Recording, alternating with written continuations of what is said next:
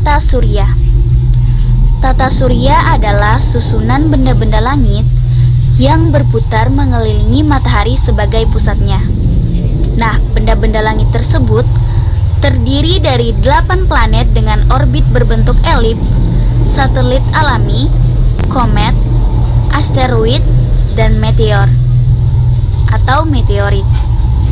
Planet-planet tersebut senantiasa bergerak memutari matahari dikarenakan adanya pengaruh dari gaya gravitasi matahari.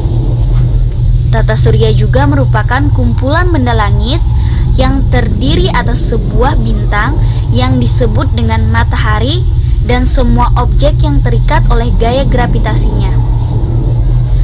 Tata surya atau solar system termasuk dalam bagian alam semesta yang sangat luas. Tata surya terletak di dalam salah satu galaksi dari sekian banyak galaksi yang ada di ruang angkasa, yaitu galaksi Bima Sakti atau Milky Way. Jika diamati dari ruang angkasa, maka bumi terlihat seperti bola kecil yang bergerak mengelilingi sebuah bintang yang bernama matahari. Selain bumi, ada juga planet-planet lain yang bergerak mengelilingi matahari. Tidak hanya planet saja yang memutari matahari, tetapi ada juga benda-benda langit lainnya yang melakukan hal yang sama. Objek langit tersebut adalah satelit alami, asteroid, meteor, dan komet. Semua benda-benda astronomi tersebut tersusun menjadi satu kesatuan dan membuat sebuah sistem yang sangat teratur, sehingga antara planet yang satu dengan planet yang lain tidak akan mengalami yang namanya tabrakan. Sebuah sistem sempurna tersebut dikenal dengan nama tata surya. Penjelajahan akan alam semesta terus dilakukan oleh manusia. Kecepatan teknologi yang semakin tinggi membawa pengaruh yang besar bagi kehidupan manusia. Memasuki era abad ke-20-an, kemajuan di bidang teknologi membawa umat manusia memasuki perjalanan antariksa dan menciptakan pengetahuan yang lebih dalam tentang alam semesta, serta mengeksplor lebih jauh mengenai tata surya. Ilmu penjelajahan antariksa mengungkap misteri alam semesta secara umum. Ilmu antariksa pun memiliki kaitannya dengan ilmu mekanik. Terdapat hukum-hukum yang berkaitan dengan tata surya. Hukum-hukum tersebut diantaranya hukum Kepler, hukum Titus-Bode, dan hukum gravitasi Newton. Saya Yulia Citra Kartikasari ingin melanjutkan pembahasan materi dari Saudari Bersina mengenai hukum 1 Kepler. Sebelumnya kita harus tahu apa itu hukum Kepler. Hukum Kepler merupakan salah satu batu bata dasar ilmu astronomi dan amat berguna dalam segenap bagian dalam jagat raya, mulai dari sistem bumi dan satelitnya, baik satelit alami maupun buatan, planet-planet dan satelitnya, matahari dan planet-planetnya, hingga sistem tata surya non-matahari maupun sistem bintang kembar yang saling mengedari, serta sistem bintang-bintang mengedari pusat galaksi dalam sebuah galaksi yang berputar. Aplikasi yang amat luas ini barangkali tidak pernah disadari oleh seorang Johannes Kepler saat mempublikasikannya untuk yang pertama kali di tahun 1609. Pada saat itu, Kepler adalah astronom besar yang juga merupakan asisten sekaligus rekan kerja astronom besar, yaitu Tycho Brahe. Ia hanya berpikir untuk menerapkan hukum-hukum tersebut dalam sistem tata surya matahari. Hukum-hukum Kepler terdiri dari 3 bagian, yaitu hukum 1 Kepler, hukum 2 Kepler, dan hukum 3 Kepler. Hukum 1 Kepler menjelaskan tentang bagaimana bentuk lintasan orbit planet-planet. Bunyi dari hukum 1 Kepler ini yaitu lintasan setiap planet ketika mengelilingi matahari berbentuk elips, di mana matahari terletak pada salah satu fokusnya. Hal tersebut menunjukkan bahwa jarak planet dengan matahari tidak selalu tetap. Pada suatu saat, di titik terdekat perihelion, serta di saat lain berada pada titik terjauh aphelion. Hukum 1 Kepler juga bisa dikenal sebagai hukum lintasan elips. Lintasan planet mengelilingi matahari berbentuk elips, di mana matahari terletak pada salah satu di titik apinya. Bentuk elips orbit ditentukan oleh eksentrisitas elips tersebut. Semakin kecil eksentrisitasnya, maka bentuk elipsnya akan semakin mendekati bentuk lingkaran. Dan sebaliknya, bila eksentrisitasnya semakin besar, bentuk elips akan memanjang dan tipis. Hukum 1 Kepler ini menjelaskan bahwa jarak planet-planet ke matahari tidak selalu sama. Ada kalanya planet berada pada jarak terdekat perihelion dan ada kalanya berada pada jarak terjauh aphelion. Bumi dalam peredarannya mengelilingi matahari akan berada pada jarak terdekat dengan matahari pada setiap tanggal 3 Januari dan berada pada jarak terjauh pada setiap tanggal 5 Juli. Hukum 1 Kepler menyatakan bentuk orbit planet, tetapi tidak bisa memperkirakan kedudukan planet pada suatu saat. Oleh sebab itu, Kepler berusaha memecahkan persoalan tersebut yang selanjutnya berhasil menemukan hukum 2 Kepler. Selanjutnya, saya Pangestu Pradana Hardiawanto akan memaparkan penjelasan mengenai hukum 2 Kepler. Hukum ini merupakan hukum lanjutan dari hukum 1 Kepler. Pada hukum ini, Johannes Kepler menjelaskan tentang cakupan daerah orbit suatu planet. Adapun bunyi dari hukum 2 Kepler yaitu setiap planet bergerak sedemikian sehingga suatu garis khayal yang ditarik dari matahari ke planet tersebut mencakup daerah dengan luas yang sama dalam waktu yang sama. Nah, dari bunyi hukum 2 Kepler ini kita uraikan seperti ini. Misalkan matahari sebagai pusat tata surya yang berada sebagai fokus lintasan, kemudian dikelilingi oleh suatu planet. Kita anggap planet ini adalah planet bumi. Kemudian bumi ini akan mengorbit matahari dengan lintasan berbentuk elips sesuai hukum pertama Kepler. Matahari kan sebagai pusat lintasan. Nah, kita lihat lagi bunyi hukum 2 Kepler. Setiap planet bergerak sedemikian sehingga suatu garis khayal yang ditarik dari matahari ke planet. Jadi di sini kita tarik garis khayal dari matahari ke planet. Kita misalkan garis putus-putus di sini menggambarkan jarak antara matahari dengan bumi. Planet ini bergerak. Jadi titik ini adalah titik A. Kemudian bumi bergerak ke titik B. Kita buat lagi garis putus-putus. Pergerakan planet dari titik A ke titik B memunculkan luas daerah cakupan. Kita arsir daerah ini. Nah, daerah yang diarsir ini merupakan daerah cakupan. Kita sebut saja daerah ini dengan luas 1 atau L1. Kemudian planet bumi ada kalanya bergerak atau berotasi lagi ke titik C. Kemudian bergerak lagi ke titik D. Kita buat lagi garis putus-putus di titik C dan juga di titik D. Nah, pergerakan planet bumi dari titik C ke titik D memunculkan daerah cakupan juga. Kita arsir daerahnya dan kita namakan dengan luas 2 atau L2. Jadi, antara luas 1 dan luas 2 memiliki daerah cakupan dengan luas yang sama, dengan syarat jika dalam waktu yang sama pula. Misalkan waktu dl1 itu delta T, maka dl2 juga delta T. Jika L1 itu memerlukan waktu 2 bulan, maka daerah cakupan L2 waktunya juga 2 bulan. Berarti L1 dan L2 juga demikian. Jadi, jika delta T-nya sama, maka luasan yang dicakup daerah khayalnya itu juga akan sama. Nah, itulah bunyi hukum 2 Kepler. Hukum ini akan terus berlanjut lagi sehingga muncul nantinya hukum 3 Kepler.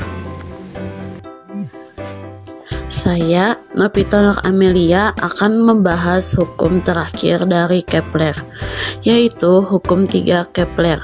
Nah, hukum 3 ini lebih matematis. Ayo kita lihat bunyi hukumnya. Kuadrat periode suatu planet sebanding dengan pangkat 3 jarak rata-ratanya dari matahari. Maksudnya dari hukum Kepler ini kita punya matahari, lalu ada satu planet. Misalnya kita ambil contoh planet Bumi. Hukum ini menyatakan bahwa kuadrat periode suatu planet. Nah, planet ini adalah waktu yang dibutuhkan untuk suatu bumi bisa mengelilingi matahari sebanyak 1 kali. Jadi, dari satu titik kembali lagi ke titik yang sama. Nah, waktunya disebut periode atau tepser. Periode bumi berarti 1 tahun adalah waktu yang dibutuhkan bumi untuk mengelilingi matahari itu. Disebut periode planet. Kuadrat periode berarti kita punya T huruf besar. Yang kita kuadratkan itu adalah sebanding dengan pangkat 3 jarak rata-ratanya dari matahari. Nah, apa itu jarak rata-rata? Kita tahu bahwa dalam elips bumi ini memiliki jarak terdekat dan jarak yang terjauh dari matahari, dan ada jarak-jarak yang lain tentunya. Jarak terdekat dan terjauh ini bisa saja kita katakan jarak terdekat ini misalnya kita buat andak simbol A, dan jarak terjauh ini sebagai simbol B. Jarak rata-rata itu adalah A ditambah B per 2. Jadi jarak terdekat ditambah jarak terjauh dibagi 2. Artinya kalau misalnya A plus B segini, kalau dibagi 2 berarti tengah-tengahnya itu disebut sebagai jarak rata-rata. Kenapa? Karena jarak planet matahari ke matahari itu beda-beda, tergantung letaknya lagi di mana planet itu. Jadi bisa kita nyatakan jarak rata-ratanya sebagai R huruf kecil. Jadi kuadrat periode ini akan sebanding dengan pangkat 3 jarak rata-rata. Ini bunyi hukum 3 Kepler. Hukum ini sangat bermanfaat untuk membandingkan suatu planet dengan planet lain. Jadi misalnya punya planet kedua, kita bisa membandingkannya dengan menggunakan rumus ini.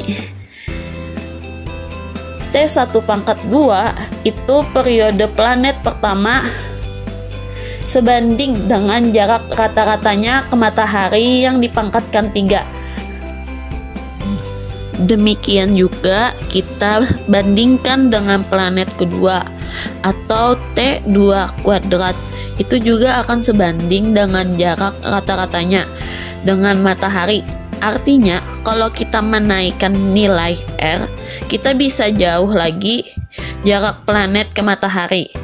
Maka, periode tentunya akan semakin lama secara logis benar. Semakin jauh dari matahari, berarti waktu yang diperlukan untuk mengelilingi matahari semakin lama juga, karena semakin jauh jaraknya. Ini adalah bunyi dari hukum 3 Kepler. Kita akan mencoba membuktikan rumus ini dengan menggunakan asumsi bahwa orbitnya adalah lingkaran. Meskipun kita tahu bahwa dalam hukum 1 Kepler orbit itu adalah elips. Ingat, lingkaran adalah bagian dari elips. Untuk mempermudah hitungan, akan kita asumsikan orbitnya lingkaran. Ingat, lingkaran adalah bagian dari elips. Kita akan membuktikan rumus yang di sini. Rumus T1 kuadrat per T2 kuadrat sama dengan R1 pangkat 3 per R2 pangkat 3. Masih ingat bunyi hukum 2 Newton? Sigma F sama dengan M kali A. Mengapa planet-planet bisa mengitari matahari? Ingat, suatu benda yang bergerak mengelilingi, karena ia mengalami gaya sentripetal. Sentripetal yang berlaku di sini adalah gaya gravitasi alias gaya tarik-menarik antara matahari dan planet. Jadi, F di sini yang berlaku adalah gravitasi, yang rumusnya gravitasi dikali massa planet M kecil, masanya M kecil dikali matahari dengan simbol M besar dibagi jaraknya ke matahari, ya R kecil. Kalau kita asumsikan sebagai lingkaran, maka jaraknya adalah R, yaitu jari-jari. Maka kita kuadratkan. Kemudian M di sini adalah massa planet. Karena fokus kita kepada planet yang mengitari matahari dikali percepatan sentripetal, maka dia akan memberikan efek percepatan sentripetal atas AS. Rumusnya V kuadrat per R. Bisa kita coret nilai M dan nilai R. Jadi GM per R sama dengan V kuadrat. Sampai di sini kita lihat aspek linearnya, yaitu V. V adalah kecepatan planet yang mengitari matahari. Kalau dilihat dalam satu putaran, dia menempuh jarak keliling lingkarannya adalah 2 VR dalam waktu satu periode. Periode tadi adalah waktu yang dibutuhkan untuk suatu bumi bisa mengelilingi matahari sebanyak 1 kali. Jaraknya adalah panjang lintasan orbitnya, berarti panjang orbitnya 2VR. Kita tahu bahwa V adalah jarak dibagi waktu. Kalau jarak dalam satu putaran adalah 2VR, dibagi waktunya adalah periode. Nilai V ini kita substitusikan ke rumus tadi menjadi GM per R sama dengan 2VR per T kuadrat. Didapat GM per R sama dengan 4V kuadrat R kuadrat per T kuadrat. Dikali silang. Kali silang menjadi GMT kuadrat per V pangkat 3 sama dengan 4V pangkat 2. Jadi GM dipindah kuas. Hasilnya T kuadrat per R pangkat 3 sama dengan V 4V pangkat 2 per GM. Sampai di sini tentu kalian sudah bisa melihat kesimpulan pembahasan kita. Apa kesimpulan kita? Kita tahu bahwa angka 4 konstan, V juga konstan, nilai G di sini juga konstan, M massa juga konstan. Maka bisa kita bilang sebelah kanan kita itu konstan. Maka T kuadrat per R pangkat 3 sama dengan konstan. Artinya kalau kita punya perbandingan, paling pertama T1 pangkat 2 per R1 pangkat 3 kita bandingkan dengan T2 pangkat 2 per R2 pangkat 3. Nilainya akan sama. Kenapa? Karena sama. Karena nilainya konstan. Artinya nilainya tidak berubah. Ini adalah pembuktian dari hukum 3 Kepler. Baiklah, di sini saya Barsina. Saya akan melanjutkan pembahasan dari teman saya Novita Nuramilia. Di sini saya akan membahas tentang hukum Titios-Bode. Nah, Titios itu merupakan orang pertama yang mengemukakan hukum yang dapat memudahkan untuk mengingat jarak antara planet ke matahari. Kemudian hukum ini dipopulerkan oleh Bode sehingga hukum ini dikenal dengan nama hukum Titios-Bode. Jarak antara planet ke matahari dapat dihitung dengan menggunakan deret ukur sebagai berikut. Dimulai dengan angka 0, 3, 6, 12, 24, 48, hingga seterusnya. Dengan menambahkan bilangan 4 pada setiap suku deret, selanjutnya membagi dengan 10 sehingga diperoleh jarak antara planet ke matahari. Hukum Titios-Bode adalah hukum yang memprediksi jarak antara planet-planet ke matahari. Nah, tapi ingat, hukum ini hanya bersifat prediksi dan sangat lemah. Bisa saja bersifat tidak akurat. Hukum ini diperkenalkan oleh Johann Daniel Titios dan dipopulerkan oleh Johann Albert Bode, di mana benda-benda di beberapa sistem orbital termasuk matahari akan mengorbit pada sumbu semi mayor dalam fungsi urutan planet. Rumus ini menunjukkan bahwa memanjang keluar, di mana setiap planet akan 2 kali lebih jauh dari matahari seperti sebelumnya. Hipotesisnya menunjukkan akan mengantisipasi dengan benar orbit Ceres di sabuk asteroid dan Uranus, tetapi gagal sebagai prediktor orbit Neptunus dan akhirnya digantikan sebagai teori pembentukan tata surya, di mana hukum ini dikenal dengan teori pembentukan tata surya. Materi selanjutnya akan dilanjutkan oleh teman saya. Materi selanjutnya yaitu hukum gravitasi Newton. Ketika kamu melemparkan apel ke atas, maka apel itu akan turun kembali ke bawah. Ketika kamu melompat-lompat karena sedang kegirangan, kamu pun akan turun kembali ke tanah. Hal ini terjadi karena ada gaya tarik yang tak terlihat yang disebut dengan gravitasi. Gravitasi ini pula yang menyebabkan bulan mengelilingi bumi dan juga mengedarkan planet-planet yang mengelilingi matahari. Selanjutnya, bagaimana sebenarnya gravitasi itu bekerja? Faktanya, segala benda di dunia ini saling tarik-menarik. Semakin besar bendanya, maka semakin besar juga gaya tariknya. Bumi yang sangat besar mampu dengan mudah menarik apel. Sementara, gaya tarik dari tubuh kita yang kecil ini tidak mampu menarik apel.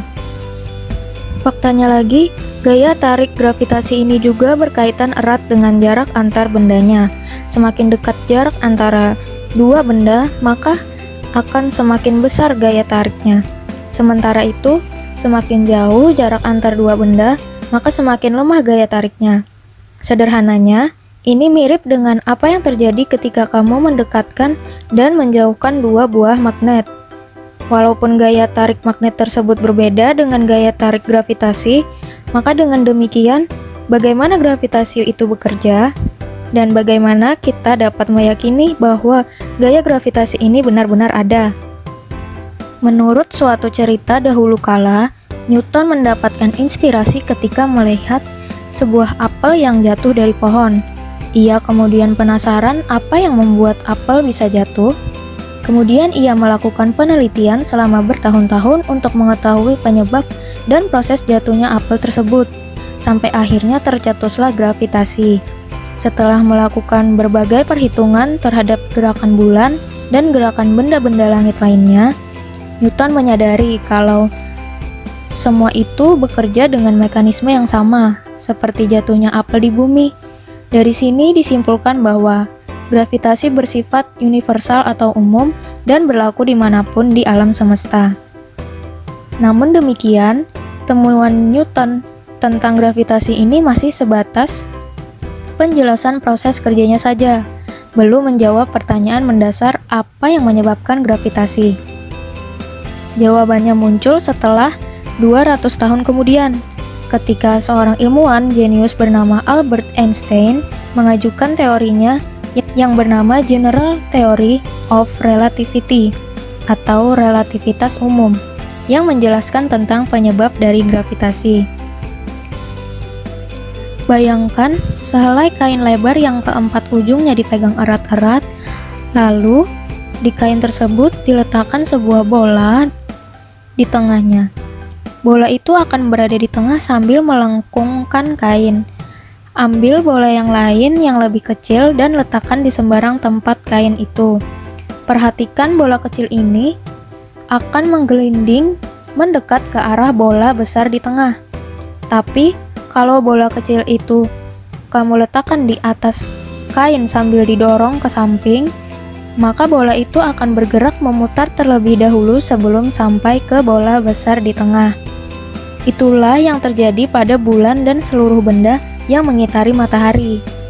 Ingat, kita melakukan percobaan ini di bumi yang memiliki gravitasi ke bawah, sedangkan di dunia nyata, lengkungan ini ada di segala arah, sehingga pusat tarikannya ada di pusat bumi. Demikianlah cara kerja dari gaya gravitasi. Gaya gravitasi merupakan gaya tarik-menarik antar benda melalui mekanisme lingkungan dimensi waktu yang selalu menjaga agar kaki kita tetap menapak di tanah. Menahan benda-benda agar tidak terlempar dari keluar angkasa dan juga menjaga seluruh keteraturan gerakan benda langit di alam semesta.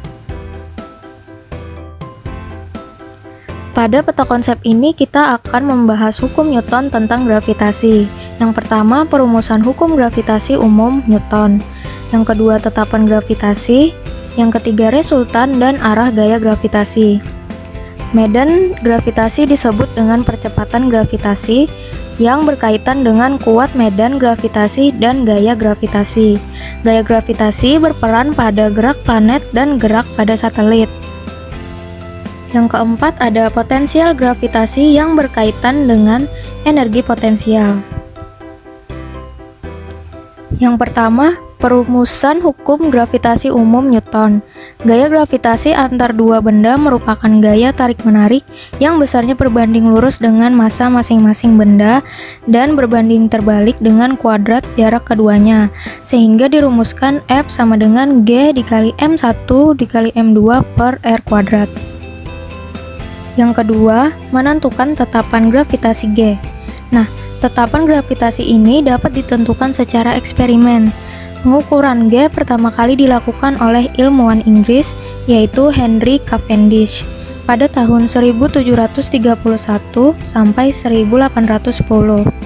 Pada tahun 1798 dengan menggunakan sebuah neraca torsi, kemudian diperolehlah nilai G sama dengan 6,754 dikali 10 pangkat min 11 Newton meter kuadrat per kilogram kuadrat.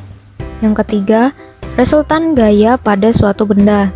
Resultan gaya gravitasi yang bekerja pada benda M1 oleh benda M2 adalah F sama dengan F12 ditambah F13.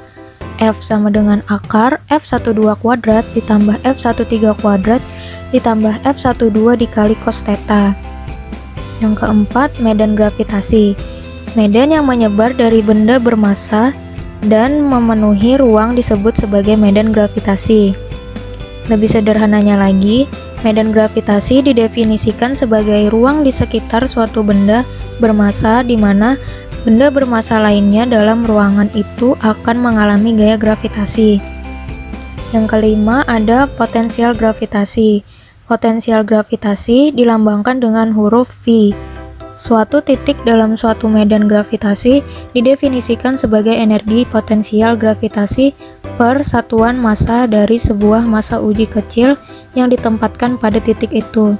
Ini sama dengan usaha yang dilakukan per satuan massa dari sebuah massa uji dari suatu titik ke titik yang sangat jauh.